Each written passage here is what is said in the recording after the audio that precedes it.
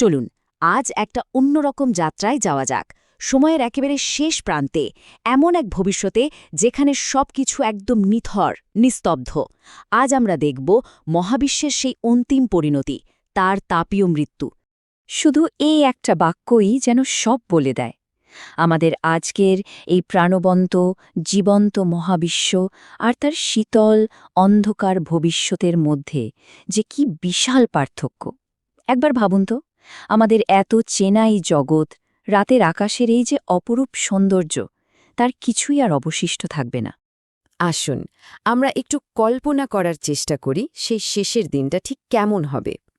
কোটি কোটি বছর পরের কথা, যখন সময়ের স্রোত বলতে গেলে প্রায় থেমেই গেছে আর মহাবিশ্ব তার শেষ পরিণতির জন্য অপেক্ষা করছে। সেই আকাশে তাকানোর মতো কিছুই থাকবে না, কোনো চাঁদ নেই, সূর্য তো দূরের কথা, এমনকি মিটমিট করে জ্বলা একটা তারাও নেই। পুরো মহাবিশ্ব তখন একটা অন্তহীন, বরফ শীতল মরুভূমি, যেখানে আলো আর উত্তাপ ওগুলো শুধুই বহু পুরনো দিনের একটা স্মৃতি। বিজ্ঞান ঠিক এই অবস্থাকেই বলে হিট ডেথ বা তাপীয় মৃত্যু। সহজ করে বললে এটা এমন একটা স্টেজ যখন মহাবিশ্বের সব শক্তি সব জায়গায় একদম সমানভাবে ছড়িয়ে পড়েছে, মানে সর্বোচ্চ এন্ট্রপিতে পৌঁছে গেছে। আর এর ফলে নতুন করে কোনো কাজ বা শক্তি তৈরি করা আর সম্ভব না। চারিদিকে শুধু নিথর অন্ধকার আর পরম শূন্য তাপমাত্রা, যেখানে প্রাণের কোনো স্পন্দন নেই। কিন্তু এই চূড়ান্ত পরিণতিতে পৌঁছানোর আগে কি হবে? আসলে সব কিছু নিভে যাওয়ার এই লম্বা প্রক্রিয়াটা শুরু হবে মহাবিশ্বের আলোগুলো নিভে যাওয়ার মধ্যে দিয়ে। একে একে বিদায় নেবে নক্ষত্ররা।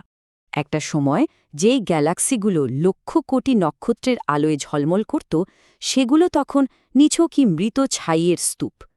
কারণ তার বহু আগেই মহাবিশ্বের শেষ নক্ষত্রটিও তার সবটুকু জ্বালানি পুড়িয়ে ফেলে চিরতরে নিভে গেছে।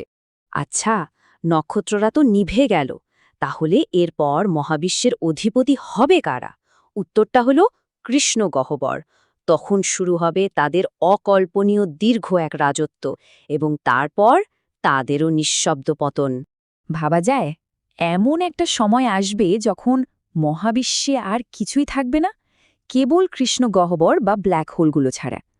তারাই হবে সেই শূন্য, অন্ধকার মহাবিশ্বের একমাত্র রাজা। কিন্তু তারাও চিরস্থায়ী নয়। বিখ্যাত বিজ্ঞানী স্টিফেন হকিংয়ের তত্ত্ব অনুযায়ী, হকিং রেডিয়েশন নামে একটা প্রক্রিয়ার মাধ্যমে এই ব্ল্যাক হোলগুলো খুব খুব ধীরে শক্তি হারাতে থাকবে, আর এভাবেই একসময় তারা বাষ্প হয়ে শূন্যে মিলিয়ে যাবে। যদিও এই পুরো প্রক্রিয়াটা এতটাই ধীর যে তা আমাদের কল্পনারও বাইরে। এই সময়ের বিশালতাটা একটু বোঝার চেষ্টা করা যাক। আজ থেকে প্রায় ১০০ ট্রিলিয়ন বছর পর নিভে যাবে মহাবিশ্বের শেষ তারা। আর শেষ যে সুপারম্যাসিভ ব্ল্যাক হোলটা, সেটার বাষ্পীভূত হতে সময় লাগবে ১ গুগল বছর, মানে একের পিঠে ১০০টা শূন্য। এই সংখ্যাটা এতটাই বড় যে সেটা ঠিকমতো লিখে প্রকাশ করাও কঠিন। তাহলে কি দাঁড়ালো? আমাদের আজকের এই যে প্রাণবন্ত, উষ্ণ আর পদার্থে ভরা মহাবিশ্ব, সেটাই একদিন বদলে গিয়ে হয়ে যাবে একটা স্থির, শীতল আর একদম শূন্য জগৎ। কি অদ্ভুত আর বিষণ্ণ এক রূপান্তর, তাই না? ব্ল্যাক হোলগুলো যখন মিলিয়ে যাবে, তখন শুরু হবে পরম শূন্যতার দিকে শেষ যাত্রা।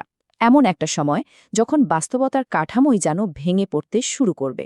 মহাকর্ষ শক্তি, যেটা সব কিছুকে একসাথে ধরে রাখে, সেটাও তখন দুর্বল হয়ে পড়বে।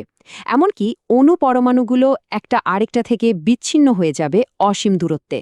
একটা সময় হয়তো এমন আসবে যখন পদার্থবিজ্ঞানের যে নিয়মগুলো দিয়ে আমরা মহাবিশ্বকে বুঝি, সেগুলো হয়তো তাদের মানে হারিয়ে ফেলবে।